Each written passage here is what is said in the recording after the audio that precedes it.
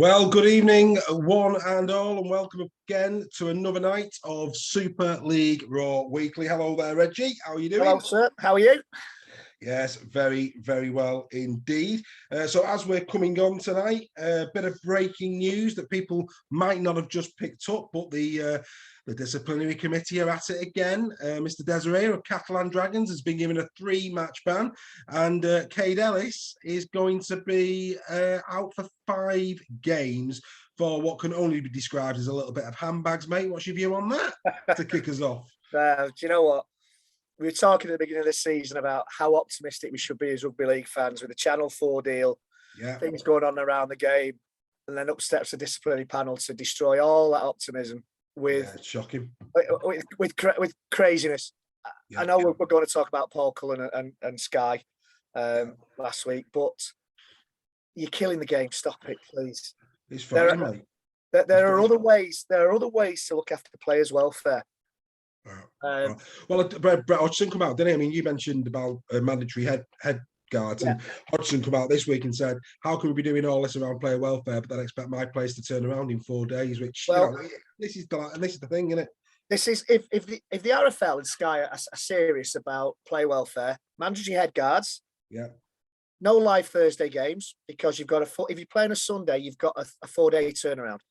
You got rid of the Good Friday and the Easter Monday games for player welfare reasons. And then they've got a team playing on a Sunday and then on a Thursday.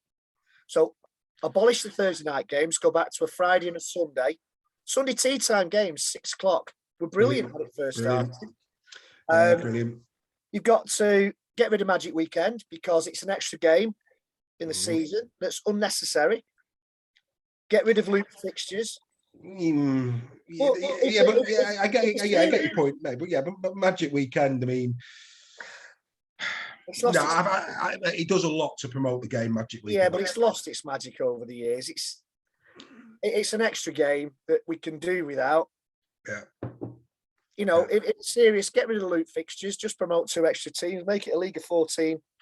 Get rid of loop fixtures. Get rid of Magic Weekend. If they're genuinely serious about player welfare, then let's see that. Let's get point systems for cards. The yellow card is a point. You get 5 points. You're banned for a game.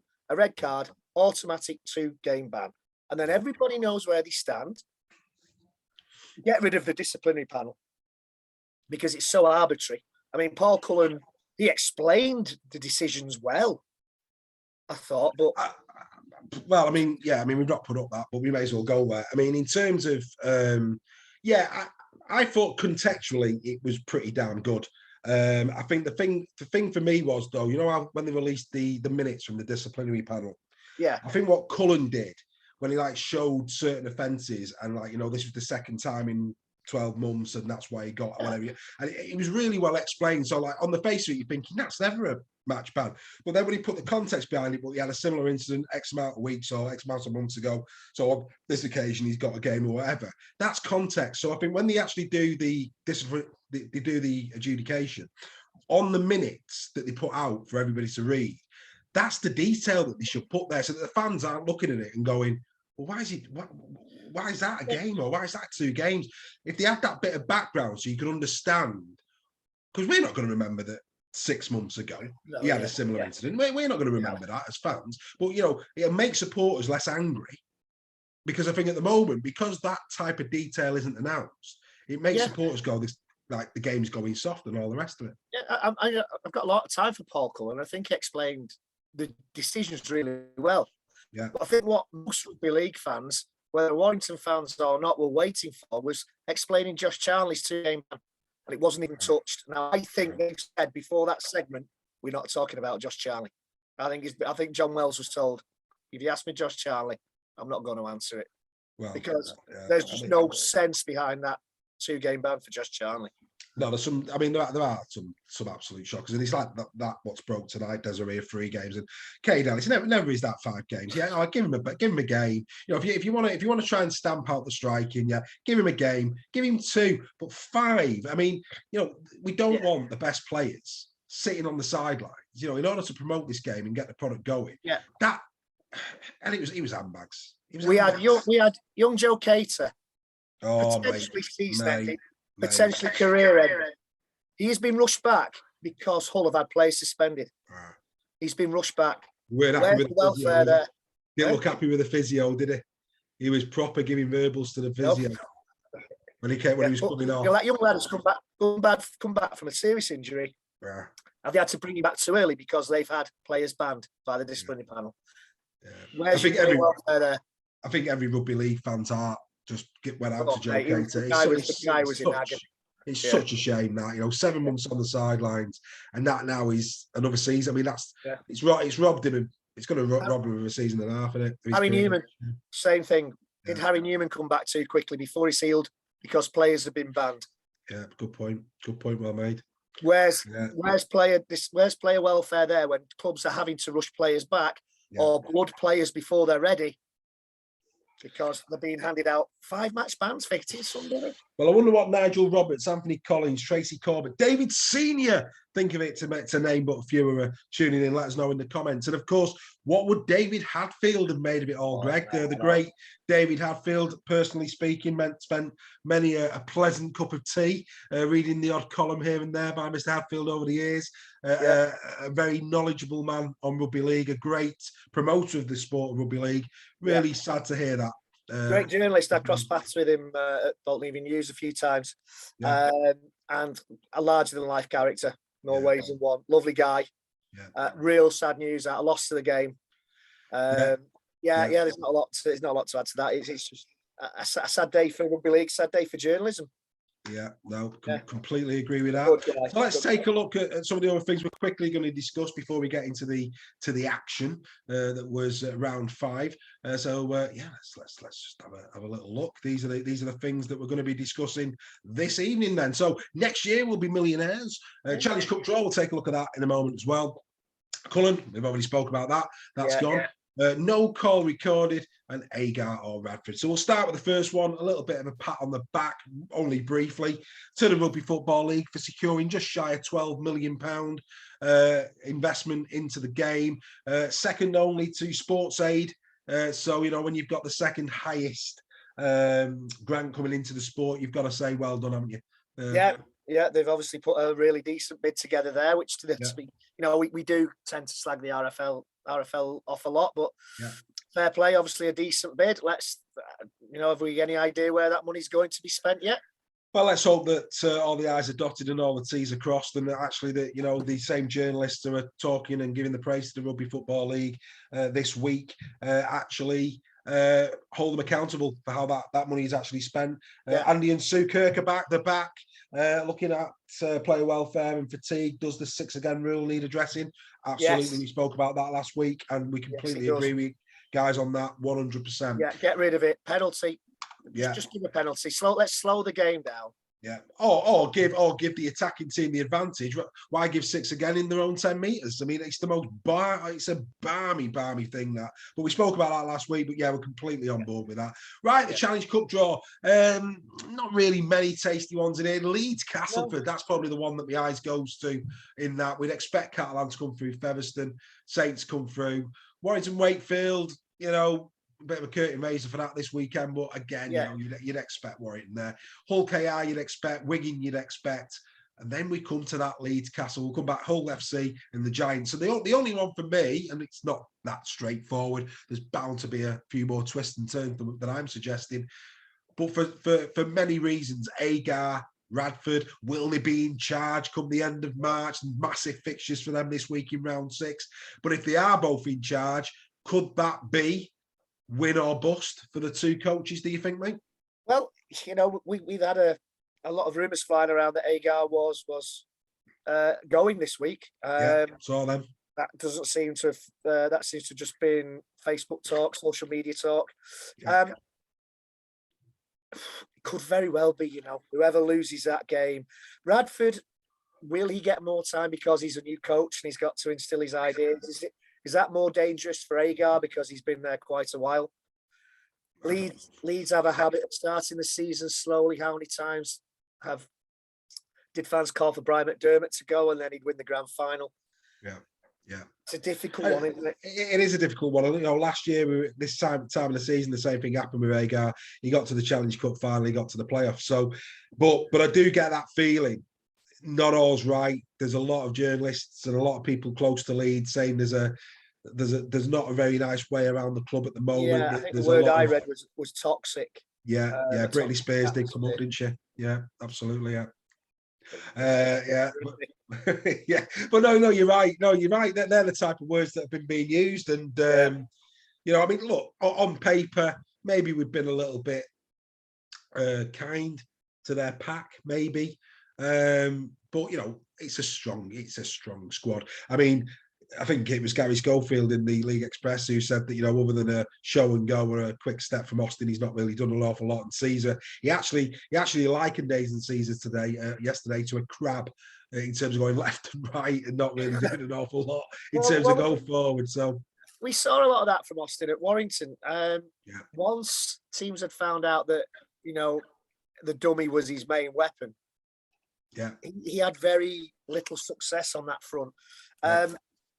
And again, he's kind of in the same situation as he was at Warrington with George Williams. I think he didn't quite know whether he should take the lead or let Williams to take the lead. And I think there might be the same kind of thing that Leeds with Caesar. Is he unsure as to whether he should take the lead or Caesar take the lead? You know, and that again is down to coaching at the end of the day. They both, I mean, to be fair, mate, both of these two players, their first years in Super League, they took it by the scruff of the neck, and it was like, wow, where have these two come from? Yeah. But since that first wow season that they both had when they first came over, they have both trickled away, haven't they?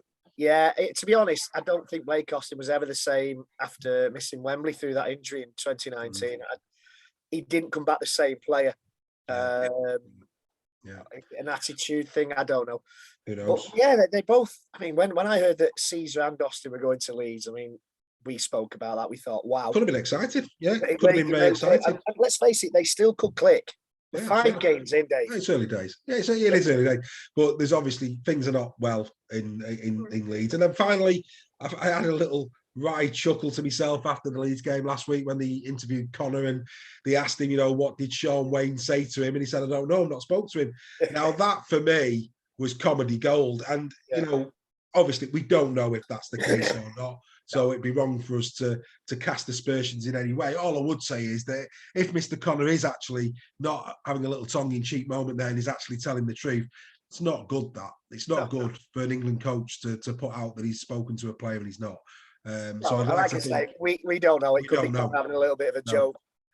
Yeah, it'd be interesting to know what forum think about that one. We'll be probably talking a bit about Mr. Connor in a minute when we look at the highlights of that game. Good evening, as always, to Graham Parrish. Graham is with us once more. Sean Alan Spencer is with us again. Alan Holroyd, Sam Franklin, David Lloyd, Alan Donnelly, the list goes on and on. Welcome, one and all. Get involved. Put your comments in the chat.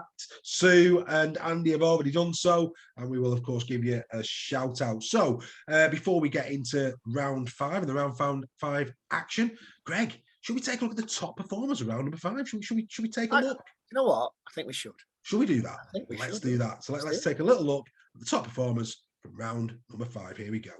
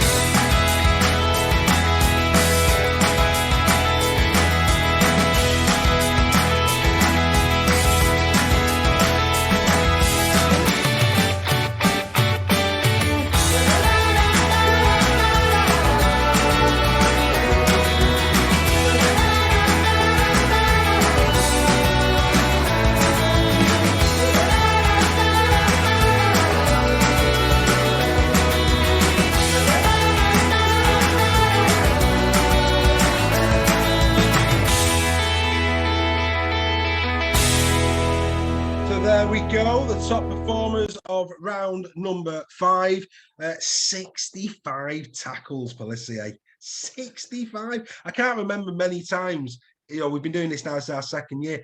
Can't remember many times where we've seen 65. I think was it. That's a big number. Oh yeah, that's a big number. Yeah, no, I'm struggling to think. That's some effort. That it is. I'm struggling to recall any from last season. No, there's some in the 50s, but yeah, that's big. Yeah. 65. I think, as I recall, I think was it Danny Houghton of Hull FC had a big game, as I recall. I can't remember. I want to say was it Danny Houghton, but I couldn't be sure. He got 59. I can't remember it being as high as 65. Hull FC fans, if we're wrong on that, let us know. Yeah. Maybe you shouldn't like me tonight. Anyone know why Williams was sin-binned on Friday, Steve Cartlidge? Steve, it was for offsides, persistent offsides. It was a technical offsides. Don't know about that. Apparently, it was a technical offside. It was a technical offside, apparently, according to the report after the game. Both teams were on a warning, and obviously we got pulled for offside first, and so he was sin-binned. Yeah, and he did warn. I mean, don't get me wrong, he did warn, and I think there comes a point where a referee's got to follow up on the threat, and he did. But yeah, I mean, I can't remember sin-binning plays for offside. And that to me, it didn't turn the game as such, but it had a big effect because they ran in 2 tries during that period, and up until that point, George Williams had been controlling the game quite well. I thought he was. Warrington got off to a good start. But we'll come to that. So let's get into the action. Let's get into the Leeds Rhinos against Hull FC. As always, catch all of the highlights normally the next morning after a game on the Super League Betfred YouTube channel. That's of course where we get our pictures from. Support them, get involved. This was the game. Jake Connor, absolute magical performance. Yeah, wasn't it? Unbelievable this first half from Jake Connor. His first try when he kind of dummied to kick and passed to himself was I stood up and applauded. Yeah, that was a big hit. That was a massive hit. That wasn't it? I mean, it really was. Come to the game. Yeah, I mean, and again, it was a poor technique, but like I say, was it a shoulder charge? I don't know. Well, I don't know. We've come to a point, Dave, where 6'5" players are going into tackle, and the smaller players' heads are hitting the shoulder, and they're being sin-binned for it. So what we've got to do, just have players who are 5 foot tall play each other. Well, they're all about technique, and they're all about they need to be changing the techniques. But anyway, I tell you what, just as a side one here, attendance 11,500. What's going to be worrying Leeds a little bit is that that's 3,000 down on the opening game of the season against Warrington. And Warrington were probably the 3,000 difference. Well, Hull FC, to be fair, do travel well. Yeah. Hull FC do travel well. I'd say there was a good 1,500, I think, went from Warrington. Yeah, it was, yeah. And I would think that Hull would have took, quite a few as well. Absolutely. But this as well. I mean, Priors. Yeah, Priors. It's like he's got a ban for that as well, hasn't he? He's got a ban for that, here we go. Let's. This is it. It's fantastic, isn't it? I mean, Ben McNamara as well. He's having a decent spell, isn't he? I thought he had a really good game. Look at this. Yeah. In a minute, it's a thing of beauty, mate. Here we go. Is it this one? No, it was. Oh no, it's this one now, isn't it? Yeah. It's this one now. Yeah, it's this one now. Here we go. So here it comes. This is that's audacious. It's just audacious. I actually stood up and applauded when he did that. Well, I did. Absolutely. It was a moment of absolute genius, and no surprises. First game. That was voted the try of the week by the fans forum. 62% of the vote going to that first try by Jake Connor. Don't get me wrong, your second one wasn't too shabby. That wasn't, was it? But it was just audacious. Absolutely audacious. I actually shouted the wife in from the kitchen to have a look. It didn't look as good in slow motion. What, the wife was in from the kitchen? Yeah. Dave. This was a good try. Adam Smith. Great try. Yeah, it was a good. But yeah, Leeds, mate. I mean, it's woeful, isn't it? I mean, it really is poor, isn't it, from Leeds? They were as bad in this first half as they were good in the first half against Wakefield. Was it last week? Yeah. It's real Jekyll and Hyde. 1 week they're absolutely superb for 40 minutes. Yeah. The next, absolutely dreadful, although I think they were quite dreadful throughout the whole of this game. And Brad Fash, the best mullet in Super League this year, taking over from our friend from Lee. Oh, it's magnificent. Here we go. Look at it. Lee Costin would have been proud of that dummy. The thing about that though, it's a lovely try, but it's the fact that he just places it down. I mean, that's just a man who's enjoying his night, isn't it? You know what I mean? Yeah. It's just joy. He sent a message out there. I mean, I generally think the guy's got to change his name by default to Tompkins to get a sniff in at England. But I'll tell you. Well, I mean, we'll get this. I mean, I sent you a text. I couldn't believe it when I bought a League Express. So we both watched the Catalan-Wigan game. Sam Tompkins got the 3 points for the Goldthorpe medal. He was nowhere near as good as Pearson Drinkwater. Nowhere near. It's going back, Dave, to what we were saying last season. It's reputation above performance in everything. Savelio there, obviously carrying. He had a good game, Savelio. He did, and he was carrying a knock at that point as well. He did. Yeah. He did really well there, didn't he? He seems to have lost his demons and has turned into the player he always had the potential to be. Yeah, that was a good tackle. Savelio. Good tackle, that. Yeah, but here we go again. You all right? Yeah, just went down the wrong goal. That. So here we go. There you go. Beautiful. And like I say, it was almost showboating, wasn't it? In the end. Yeah, it was almost showboating. I mean, Leeds just looked devoid of any confidence, was it flow. I don't know. Was it something like 100 years the last time that Hull had nilled Leeds at Leeds? Was it something like that? And then something like that. As soon as the said that, Leeds went and scored. And all I would say, look, Leeds fans, that the golden generation, we did nothing but praise them. But from a Leeds perspective, the Leeds did not deserve to get points on the board on Thursday night. They were that bad. Yeah. Only by the grace of some probably tired defending in the end and, lack of focus. But yeah, I mean, if they'd have been nilled, I don't think anybody could have argued. Leeds were no. From the moment that game kicked off, body language, it's like that there. Nobody talking. Nobody talking. Nobody. No. And to be fair, Warrington had a bit of that against Saints. Warrington are very guilty of that every game. Yeah, don't like seeing that. But Briscoe, tell you what, he's had a good career, hasn't he? Briscoe. Yeah, he has. To be fair to season, that was a good cut. I think he's a good player, Briscoe. I like him. I like him a lot. That was the crab ball that Gary Schofield was talking about. But no, I mean, to be fair, that was a really, really good cut-out pass. Really good cut-out pass. And then, of course, they came down the other end and over the other side and in he went again. That was a good finish. Was a good finish. Good finish. Was a good finish. I mean, where was that earlier in the game? Had Hull stepped off the gas? Don't know. Had Leeds suddenly decided we're getting embarrassed here. Let's at least make a game of it. I mean, Leeds fans, get on the chat. If we've got Leeds fans watching tonight, what's going on in your club? Where's your head at? What is that? What is going on at the Leeds Rhinos? Because both you and I mean, I can't remember where I put them. Did I put them third? Oh no, I put them fourth, didn't I? And you put them. Didn't you put them as high as second or third? Second, yeah. Honestly, but then again, this is Leeds, and it's what Leeds do. They start slowly almost every season, and then they're there or thereabouts when it comes at the end of the season. Yeah, they're not coming back from this though, mate. How many did you lose the other season? Was it 7, 8? Oh no, they could get into the playoffs, but I mean, in terms of your prediction, second, that's gone. Oh no, that's out the window now. That's out the window now. But yeah, I mean, when we did the preview shows before the season. We looked at the Leeds squad, the players that they brought in, and we just thought, you know what, they probably another season under the belt. They're probably good to go here based on how they ended last season. But God, they've been poor. They've been really.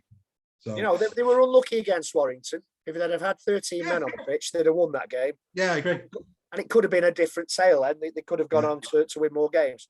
Yeah, it's a confidence sport. I mean, all sport has got a degree of confidence in it. But Leeds fans, let us know. I'm sure there's a lot of other fans that are just laughing about it because that's what they do. But yeah, dear God, not good at all. Right, we now go and we move forward and we take a look at the Trinity Toulouse game. Of course, both of these two clubs coming into this game with 0 points, and of course it was Wakefield that got the spoils in this one. A really nice try by Curry Hall. I think that was the last try in this particular game.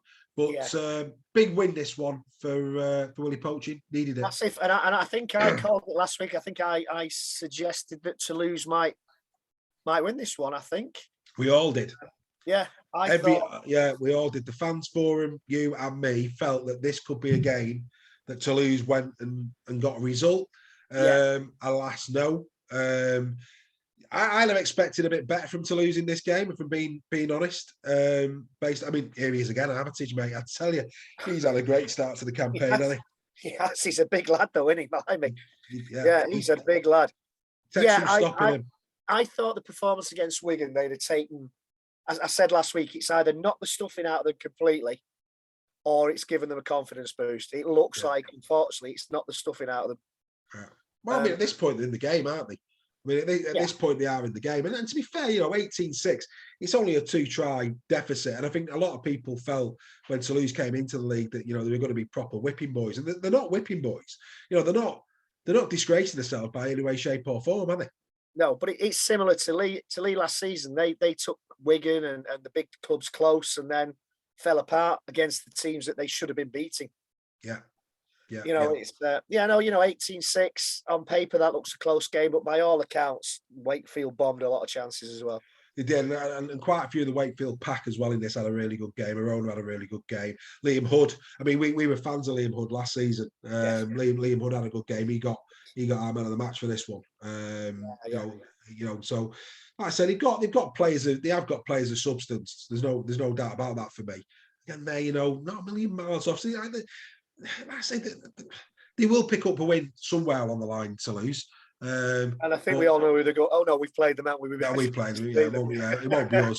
It won't be us. But I tell you what, though. We've been waxing lyrical all season about how good it is to see Tom Johnson back for Wakefield. But I'm pretty confident it was Johnson who set up Curry Hall. It's a great assist. Absolutely, he's almost as good as any try he scored this season. Johnson. Here we go. This is just look at this. Superb. Have that. There you go. Have a try, son. Just awareness. Knew where the line was. Really, really good. Really good. Yeah. Tom Johnson in really good form. Really good form. I really hope he's shaken off the injury problems because we need. I think he's a shoo-in for the World Cup if he stays fit. That's an awful pick. Well, he should be knocking on the door, shouldn't he? But again, no, Greg, no disrespect here to Tom Johnson, but if Jake Connor's nowhere near the flipping training squad, is anybody? It's crystal clear to me, and this isn't controversial. It's just fact that form has got nothing to do with half the selections that show. We've talked about that all last season. When Sky nominate their man of the match, it's always, who it's going to be practically before they even mention it. And Sky are very crafty. What Sky do is they pick a player and they mention that player all night, no matter whether they're having a good game or a bad game. Morgan Knowles again getting the Sky man of that. Am I missing something here? He's a great player, but for me, Lomax had a better game. You could argue Wellesby had a better game. Walmsley. Even Roby. Although Lewis Dodd. Maybe should he have got a yellow card for the high tackle? No, we'll get to that. But again, on this theme of they've got the favourites, she's thinking. I didn't personally see that, but anyway, that's just me.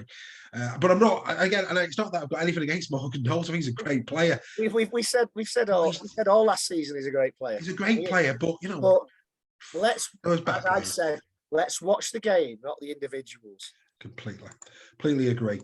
Right, over we go to the AJ Bell. The Salford Red Devils welcomed the Red Robins, Hull KR. Again, shout out to Super League Raw YouTube channel. Let's keep giving them a plug. Big win this one for Tony Smith, 26 points to 16. Well, again, I had Salford. Yeah, we all did. All did. I think the fans forum actually did go KR on this one.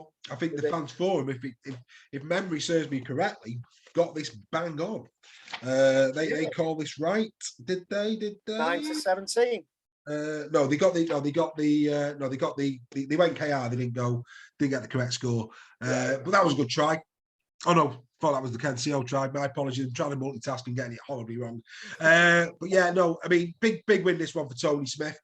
Mikey Lewis, discuss again. He's a good player, isn't he? He's just he knows when to turn it on, and he knows where the try line is. Good little player. Yeah. Just got a comment here off Alan Donnelly, reference Tommy Johnson. Says, yeah, Briggs is a brilliant player, but perhaps his defence needs a bit of work. Iffy is the way he put it. Why is this a yellow card? Why is that a yellow card? Don't know, mate. Don't know. Here we go. Here it is again. Oh, Warrington-esque. In it goes. Yeah. Beautiful. And that was the second favourite try from the fans forum last week. 23% of the vote got that. Alan Donnelly's also commented on Leeds. Leeds only beat Wakey because we were short on numbers and played 2 forwards in the centre. So actually, Alan Donnelly thinks that, had Leeds have played a fully strength Wakefield, that he thinks they wouldn't have even got that win. That was a good little kick through. Well, Wakefield came back well in the second half in that game, as we've said last week. Yeah. But who knows? He may well be right. Mark Sneed, off you go. Yeah. It's to be fair, this was good here from Sneed. This was really good. Yeah. That is brilliant. Absolutely brilliant. Burgess won't score an easier try than that. I think he's disappointed, Burgess, mate, since he's gone to Salford. No, he was tipped as the next big thing, wasn't he, at Wigan, and since he's left Wigan, his career's not really. Yeah, I think he got a bad injury though, didn't he? He did. And maybe it's taken its toll on him. Yeah. The injuries do take the toll, don't they? They do, yeah, they do. But yeah, Mikey Lewis, mate. I mean, the more I see of this kid, and what I like about him is he just loves the game, doesn't he? I mean, he's one of those players, isn't he? He big smile on his face. Loving it. Yeah. Living the dream. Disrespect to KR, but they're going to be, I don't want to say bigger clubs, but other clubs may be sniffing around him. I think if he carries on in the same vein as he currently is, I agree with you. And that's no disrespect to all KR. I'm not saying they're a small club, but you know the clubs I'm talking about, don't you? Yeah. Well, I think so. So in terms of the Saints game, who would you have put as the man of the match in that one?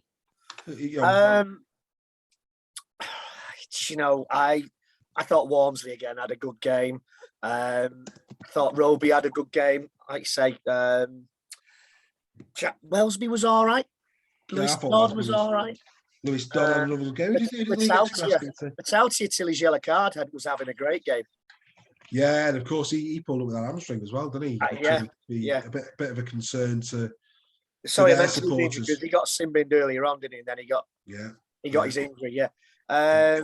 Morgan Knowles did play well, but mate, he had a good game. He had a very solid defensive game. Yeah, a very, very solid defensive game. But like I say, for me, he weren't man of the match. I mean, in terms of, I agree with League Express. For me, Johnny Lomax was the player on the night that marshalled the team well, and that little bit of genius. I mean, the Wellesby try, which was third best from the forum, he got 10% of the vote. Here we go. Let's take a look at the game.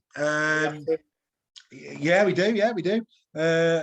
Ronnie ran the show for me. Something happened every time he got the ball. Quality every year. So Roby, I thought I said Ronnie for a minute. Yeah, Roby is a shout out for Roby there for mistake. But yeah, I mean, there you go. A little bit from Matauti. We know that those decisions now are going to get a mandatory yellow, aren't we? Yeah. Did he get a game for that? Yeah. Well, actually, I don't think. To be fair, I don't think it matters because I think both he and Alex. It's not been announced yet that Walmsley won't travel to Toulouse, but I can't see them taking Walmsley. Why risk him against Toulouse? They've got Amor that can still come in. I just don't see. I think Matauti would have probably maybe got a rest as well. So it's not. Yeah. I think those. I think even Jack Wellesby as well, because there's a bit of a great kick, that great try. And again, Warrington fan, but I applauded that. That was great rugby league. A good try. And still not understanding how Roby didn't get a yellow card for the headshot. Yeah, I get your all point. Season. Yeah, I get your point. That's been a yellow card all season, and he didn't get a yellow card. Don't understand that one. No. But that's not to sound bitter. Saints were just better in all departments. And Warrington, I think Warrington did well to keep them under 30. Yeah, they're untouchable, mate. At the moment, St. Helens are untouchable. They're just absolutely. Yeah. And when you look at who's not even getting into the 17, it's just frightening. Yeah, it's just frightening. Here he is on the wing, Tommy Makinson, having a great season this season. Always continues to. For me, it's consistent. He has a few indiscretions, but he's always consistent when he plays. Well, here's one for you. He scored 60 points this season. The second highest is Mark Sneyd on 38.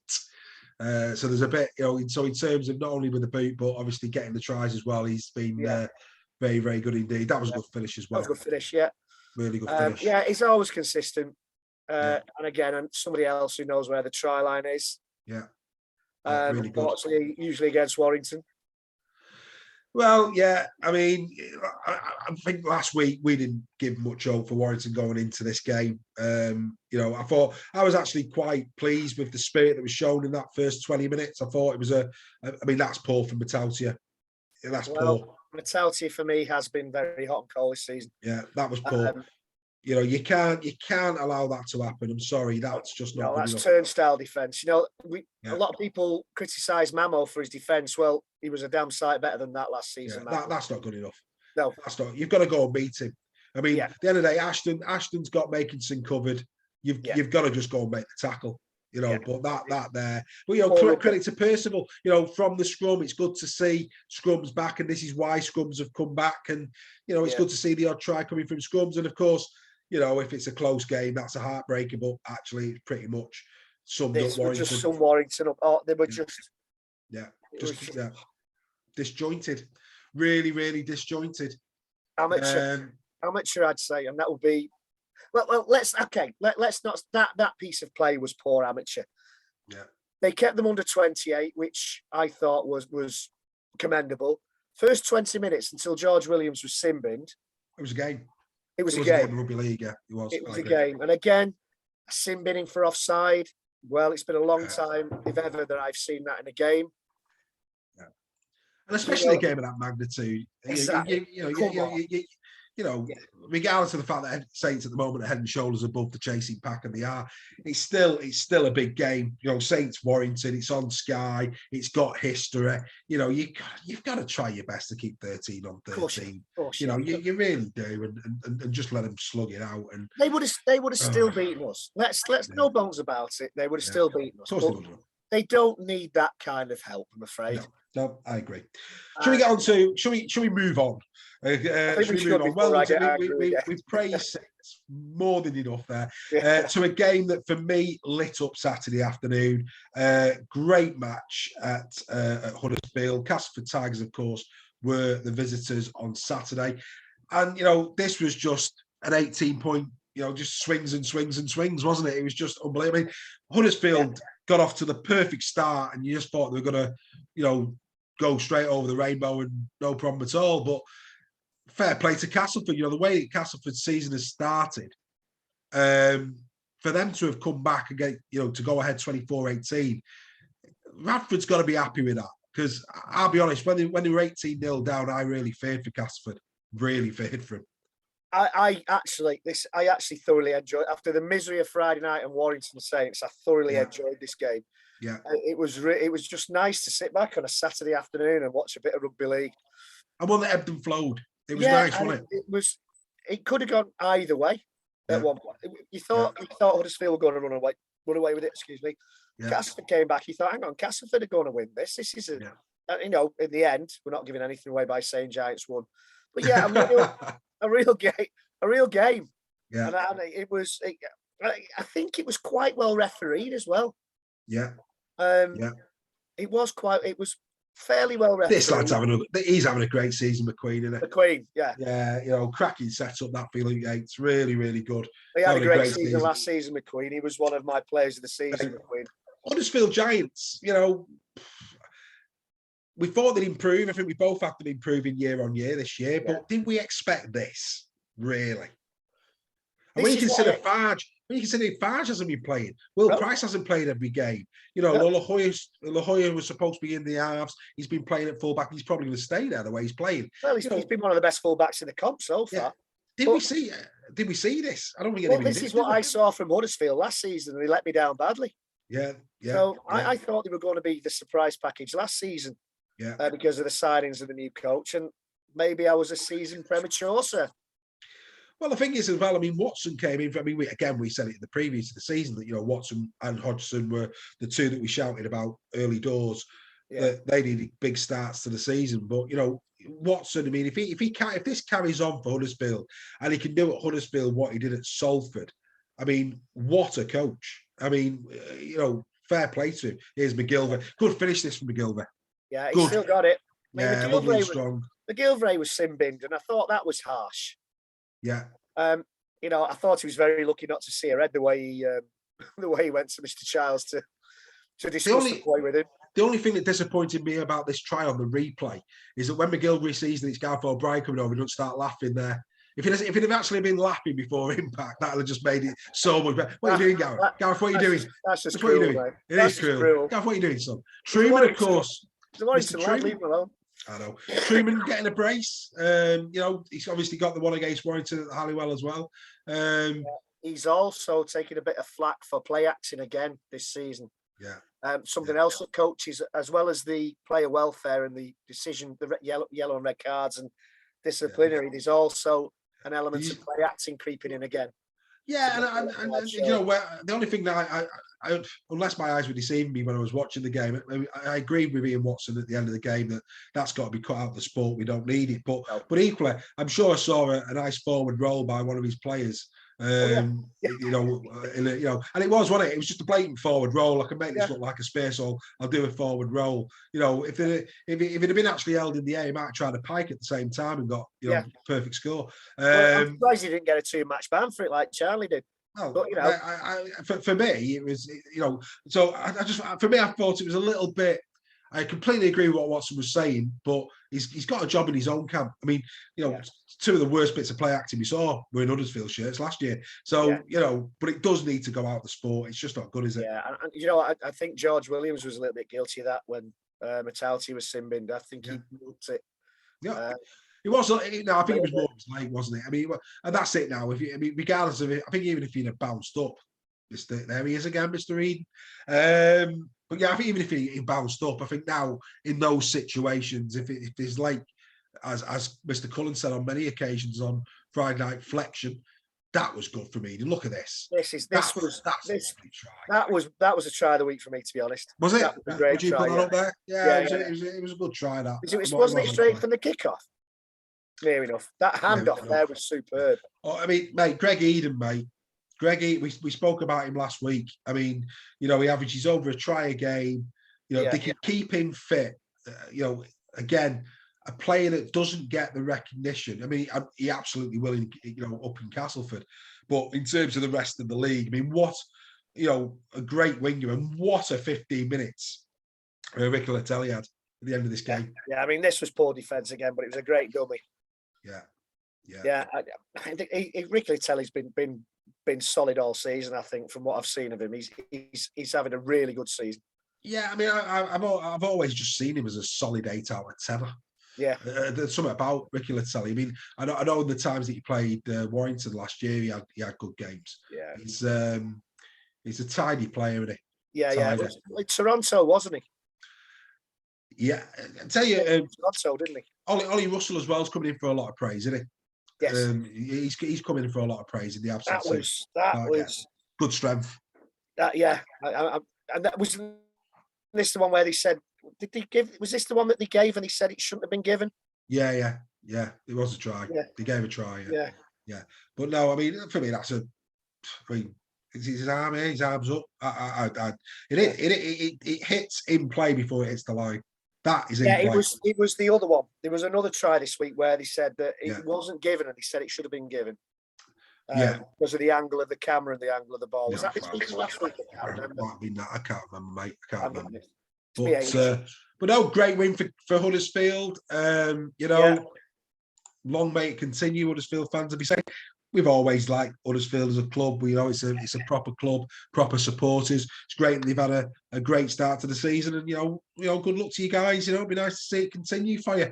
It's nice to see a different team up there doing their thing. So well done to Huddersfield. A lot to be excited about, and of course going into this week's game, it's going to be Hull Huddersfield. That could be a belter and all. That's a difficult one to call that, Well, we'll get to predictions in a bit. We'll get to that in a bit. So, last game, and I think all bar any cherry and white fan, every other supporter in the league, sit back and fully enjoy what we're about to serve up for you.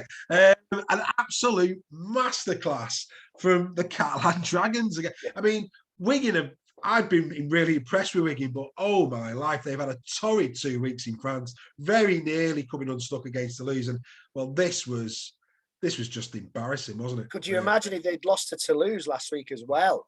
Great try from Pearce, that. Yeah. Great try from Pearce. We actually had that in our 6, but obviously it got nowhere. But that was a good try. That great stuff. He's getting there. I saw it when they played us for the first time. There was glimpses of Mitchell Pearce starting to show what he's capable of, and he's starting to warm up in it. He's starting to, because he is class. There's no question about that. He is class. And he suits the Catalan style of play really well. Yeah. Well, he's the perfect replacement for Maloney. Perfect replacement. Yeah, and Drinkwater's just superb. That reminds me of the Warrington try last week. Yeah, where, the one they scored at Warrington. Absolutely catastrophic defending. It's so bad. Yeah. I mean, to me, it's like the Chuckle Brothers, that, isn't it? Well, that's straight out of the Warrington book of defending, isn't it, that one? Yeah, it's a shocker, really. It's almost a carbon copy, but on the other side of the pitch. Yeah. To the one that was scored at Warrington last week. Exactly. Dudson, it was big that Dudson was back as well. Dudson had a big game, didn't he? He's a good player. He's a good solid prop. Yeah. You know, he's somebody that Warrington could do with, if I'm being honest. Right. Warrington could do with Chris Satai, could do with Albert Vetty, Dudson, mate. They need a proper bruiser, Warrington, big time. Yeah. Like I say, carbon copy that really of the one at Warrington. But it just kept happening, didn't it? I mean, second half, you're thinking, right, Wigan can't be as bad in the second half, but lo and behold, just got worse, didn't it? I thought Wigan were going to turn it round. I really did. The RFL gave them a lovely 2-week break in the south of France. And that was just dreadful. Cade Ellis.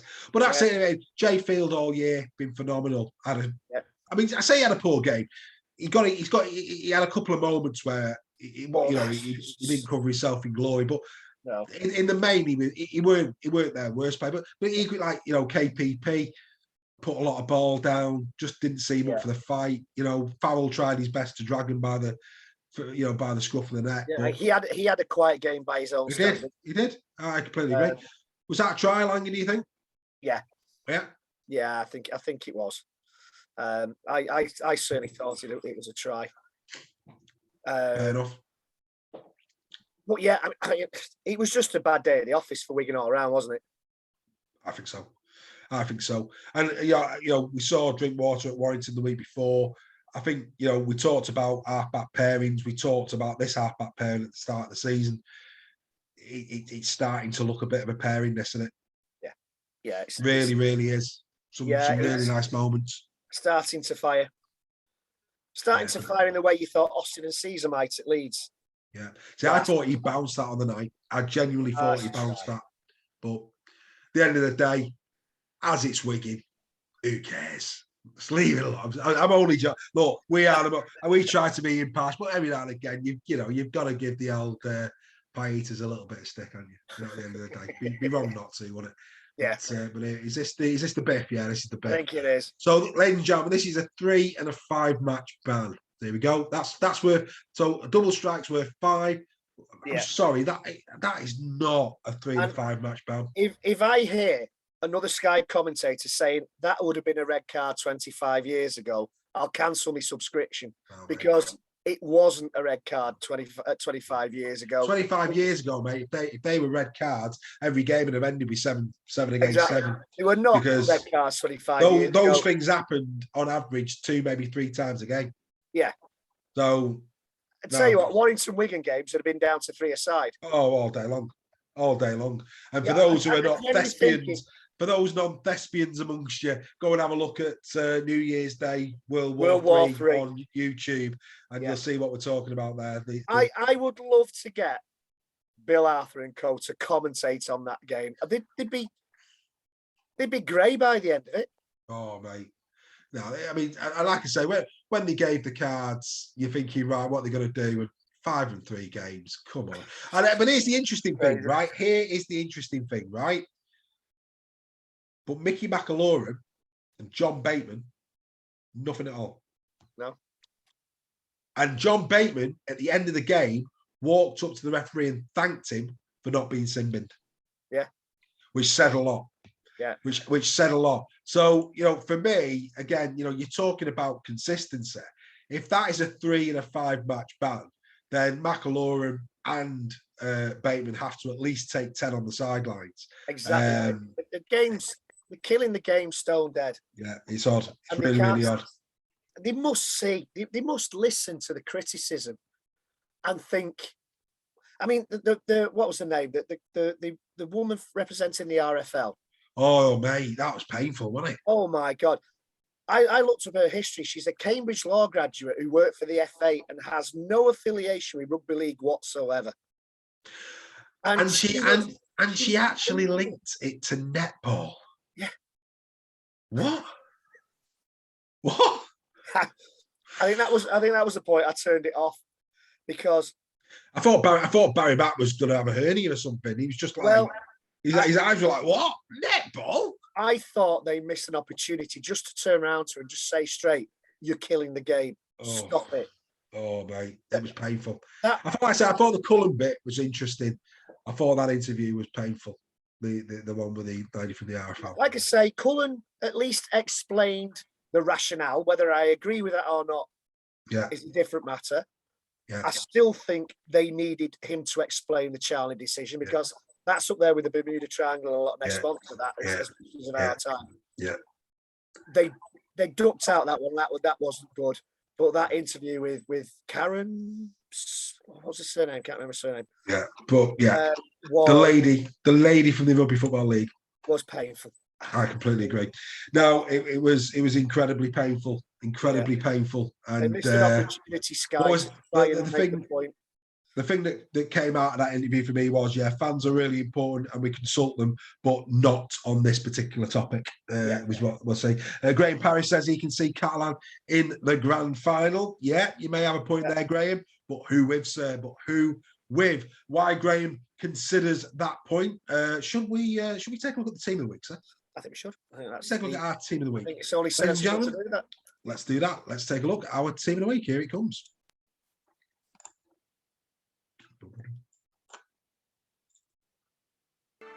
It's the Super League Raw Team of the Week for round number 5. Here we go again, and at full-back, it's Jake Connor of Hull FC. It had to be, didn't it? A masterclass in the first half at Headingley ensured that Hull FC were going to go away with the 2 points. Cheeky tries.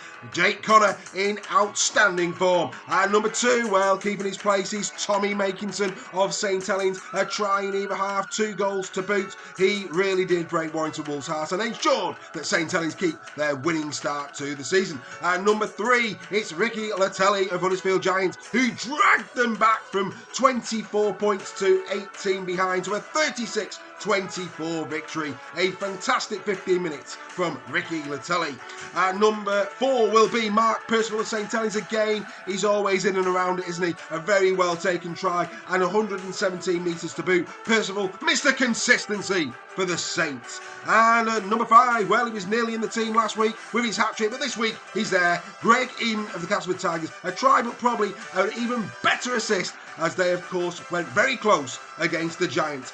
And at standoff, it's Mikey Lewis of Hull KR. 2 incredible tries, one a repeat of the one that he scored against Warrington in the playoffs last year. How cheeky can you get, Mikey? Outstanding performance against this Salford Red Devils. And number 7, it's Mitchell Pearce. Yes, Sky gave the man of the match to Josh Drinkwater, but with a blind, it was Mitchell Pearce who had a phenomenal display against the Wigan Warriors and rightly takes our scrum half position this week. And number 8, it's Chris Satai of Hull FC. Well, like Alex Wormsley, I think most Super League clubs would love Chris in their front row. 12 tackles, 7 busts, 19 carries for 196 metres. What a performance. And number 9, it's Michael McAlorum rolling back the years for the Catalan Dragons. He was sensational, wasn't he, against his former employers, the Wigan Warriors.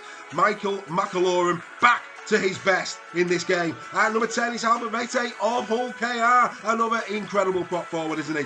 99 metres in this game, laying the platform for KR's second successful victory this year. Well done to Albert Mete. And at second row is Frankie Holton. How many people would have thought that Frankie Holton would have been in the team of the year this year? How many of you even knew him? He's having a phenomenal season for the Hull KR this year. Keep your eye on this man. He's going places. At number 12, it's Lee Ji-sao. Yes, he wasn't in the front row, was he? He was in the second row. And what a performance from Lee Ji-sao. 115 metres, 23 tackles and an assist to boot. Quality. And at number 13, it's Luke Yates of Huddersfield Giants, the captain who just keeps getting better in his new position at loose forward. It really has suited him going from prop to loose forward, and he continues to shine, and a try as well to boot. Ladies and gentlemen, your team of the week for round number 5. So there it is, team of the week for round number 5. Reggie, always good fun. You enjoyed that, mate? You always look forward to it, mate. Oh, I'll have some of what you've been on, Dave, mate. Please.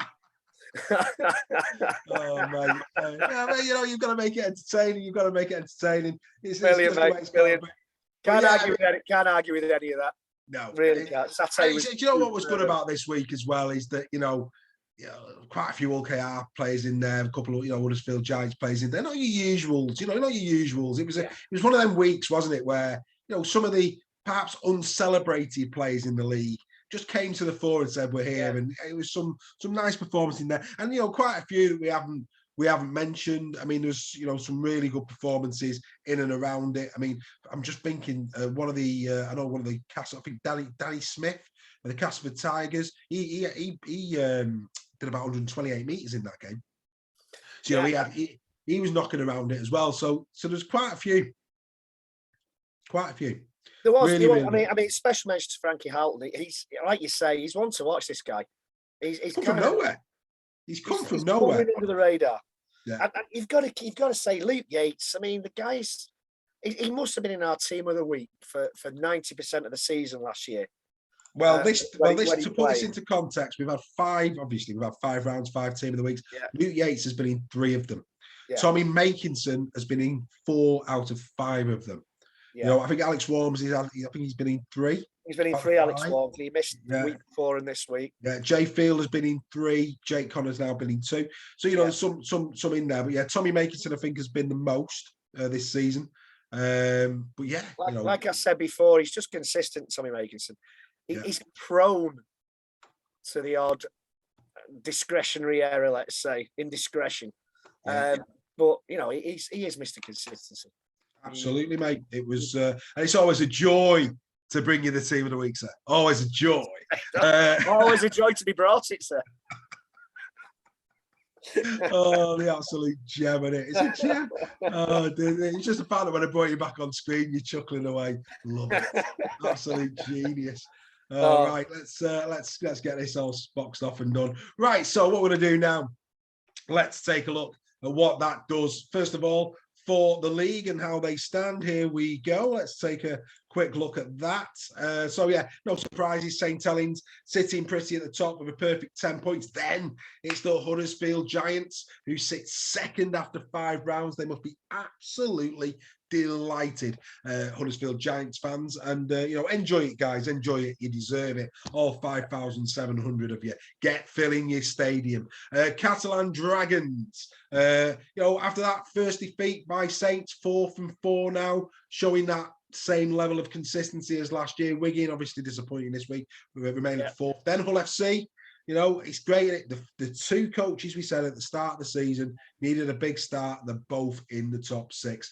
Then Warrington Wolves, Hull KR in the following pack alongside Salford on 4 points apiece. Then it's Wakefield, Leeds, Castleford, and of course, finally Toulouse sitting there at the bottom of the table at this stage. But like I say, plenty for Toulouse to be proud of early doors. Yeah, they've still conceded less points than Castleford. So yes, good spot. Very, very good. And again, you know, if we're going to give plaudits, mate, Huddersfield 150 points, only 6 behind Saints. So you know, again, you've got to. I mean, that was helped, you know, considerably by I think it was the Toulouse score.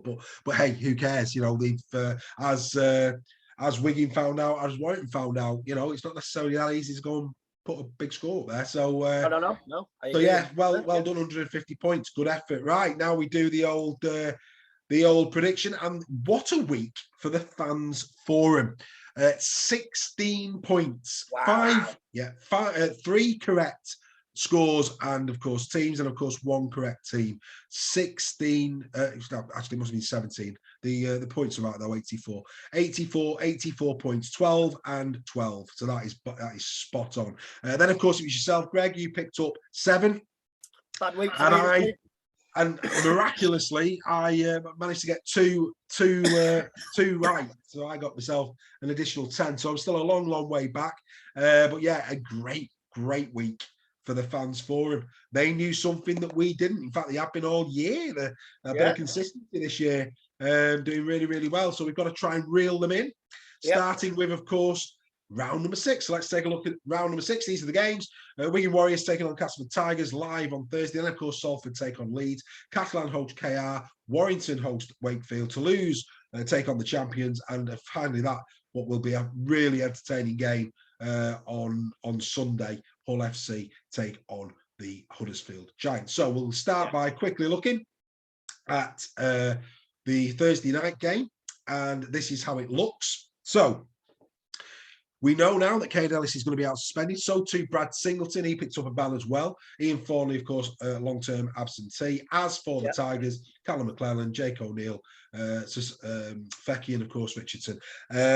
Still doubts over the likes of Mamo, etc., but they haven't been confirmed yet. These are the absentees that have been confirmed. Obviously, that's the drawback of going out on a Tuesday. Things could change for the ones who are carrying slight knocks, but these are expected to be out. Of course, Casper just the 1 win against Hull FC, and of course Wigan up until that game in France was sitting quite pretty. Discuss where you're at on this one, mate. Mate, I think Wigan have got to bounce back. Yeah, I agree, and I think they will. I think they will, and I think they'll bounce back quite spectacularly. I think that's an 18-pluser to Wigan, I think. I'm going 9-17. Okay. Might regret that, but I've got. I just think Wigan have been stung. There's nothing worse than playing a Wigan team the week after they've been embarrassed. Yeah, I think they'll put 18. I think they'll put 18 plus. Fair play. Fair play. No, I'm gonna give the Tigers a little bit. I'm gonna go 9-17. The fans forum. This is the first time this season this has happened. 100% of the vote has gone to Wigan. First time this season that's happened, and they've got 18 plus. They've got 18 plus. So I'm in good company then. So we're all in good company. Okay, we move on. So that's the Wigan game. We then move on to the game that will be taking place on the. Is it the same evening? Oh no, it's the following night. Friday again, live on Sky, AJ Bell Stadium. The Red Devils take on the Rhinos. Right. No Levette, no Watkins and Sargentson for the Red Devils. Apart from that, it is as you were. Of course, they are nursing 3 defeats on the spin. As for the Rhinos, no Pryor, no Myler, no Walters, no Newman, no Oledzki. Foster Tura also expected to perhaps miss out with HIAs. So quite a lot. Plus, of course, this rumour mill around discontent. Yeah. Ooh, this is a tricky one for me. It's a real tricky one. Where you going? I've bounced between Leeds 8-17 and Salford 8-17. And head said Salford, heart says Leeds. Well, not heart, but says Leeds. I'm going to regret this, but I'm going Salford 8-17. 9-17. 9-17. Sorry, yeah. You're going Salford 9-17. Yeah, 9-17. But wouldn't be surprised if Leeds won it 9-17. I've been mulling that one over for quite a while.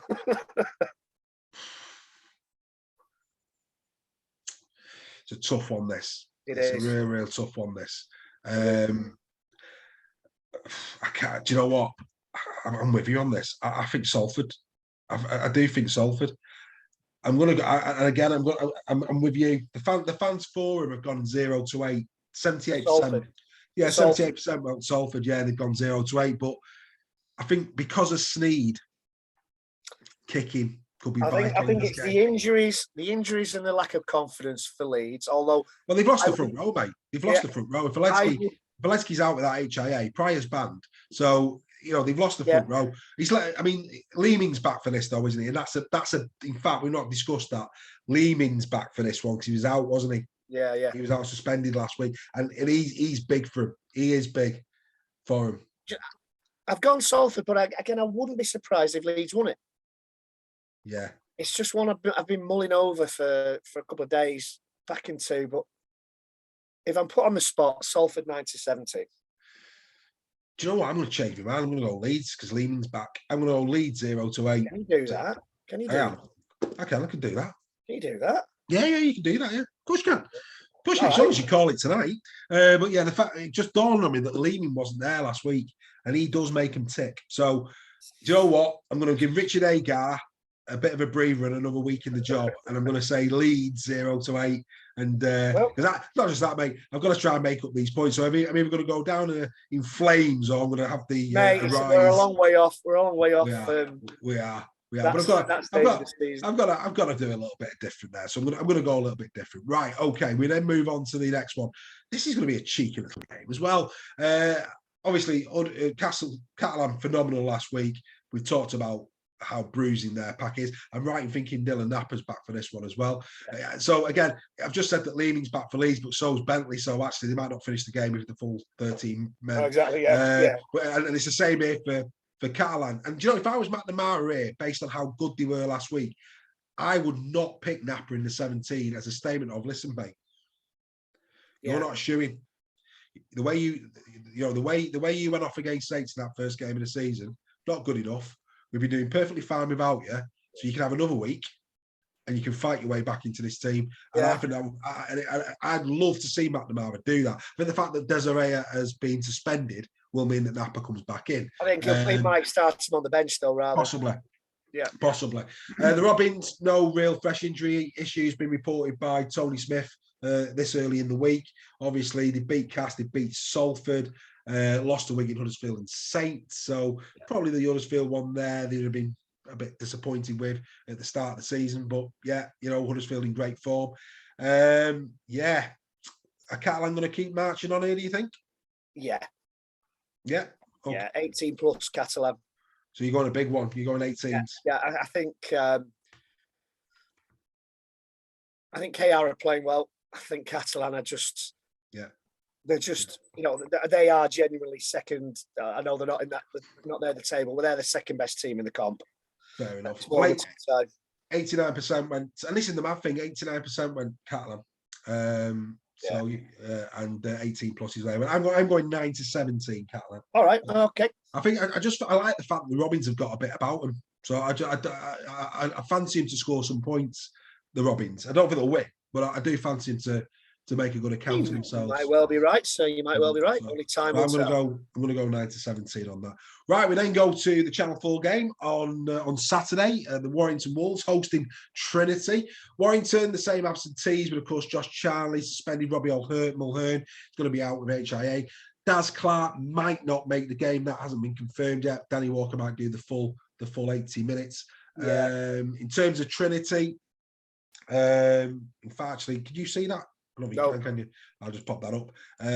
So yeah, in terms of Trinity, still the back. The three quarters is absolutely decimated. Tipu still out. Kershaw, Croft, Gaskill, Jowett still out suspended. Liam Hood also expecting not to be there. He's been in decent form. Thomas Binns and of course Tom Lyman will not be playing against his former employees either. So quite a lot of players there. I mean, if you look at Warrington's list, yes, Charlie would be a starter with the exception of Charlie, Ron Mulhern in the 17, but maybe not a starter. As you look at the Trinity absentees, a lot of those names, if all fully fit, make their way into the many of them, the starting 13, let alone the 17. So, Wakefield have got a bit of a job on, I think, here coming to Warrington at the weekend. But Warrington, so inconsistent, you don't know what you're going to get. So, where are you going with this one? This has to be I would like this to be a close game for Channel 4 to get us back. We had the Leeds Warrington game, which was dramatic, controversial, last minute win, great viewing figures. The Saints Hull game was a bit of a one-sided affair, still great figures. We need this to be a close game, but I think Warrington 9-17. Yeah, I've got the same.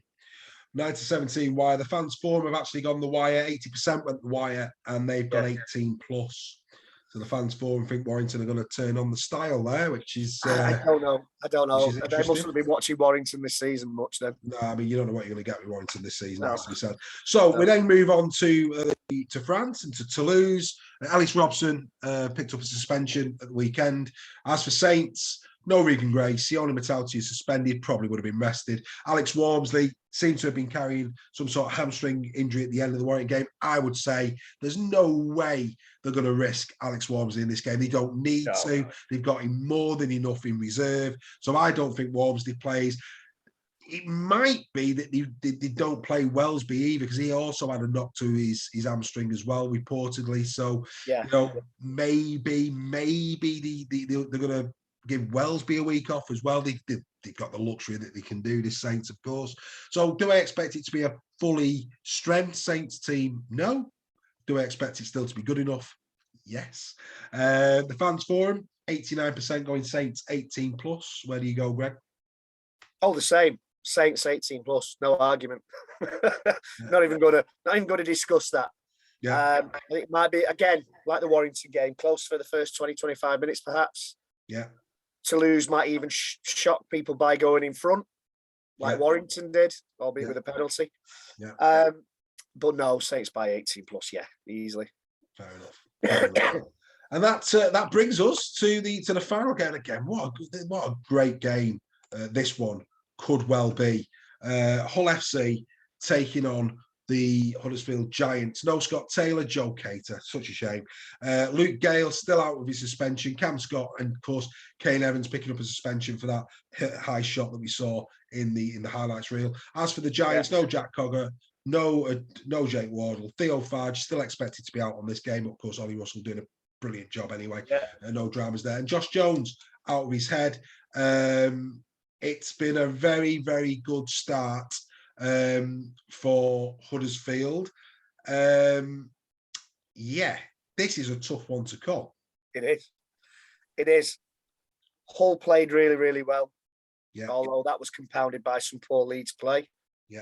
Jake Connor, I think, was a difference. But having said that, if you notice, Hull aren't consistent. They win a game, they lose a game. Exactly what I was going to say. And I'm going to say Giants 0-7. Or 0-8 as well. Or 0-8. Yeah. 0-8. I'm having trouble with figures tonight, people. That's fine. So you're going Huddersfield 0-8? Yeah. If we win by 7 now, I'll be very, very upset. Yeah, this could go either way, this.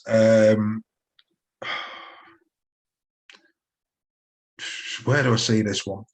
It's on a knife edge, isn't it? He could, if Hull turn up in this.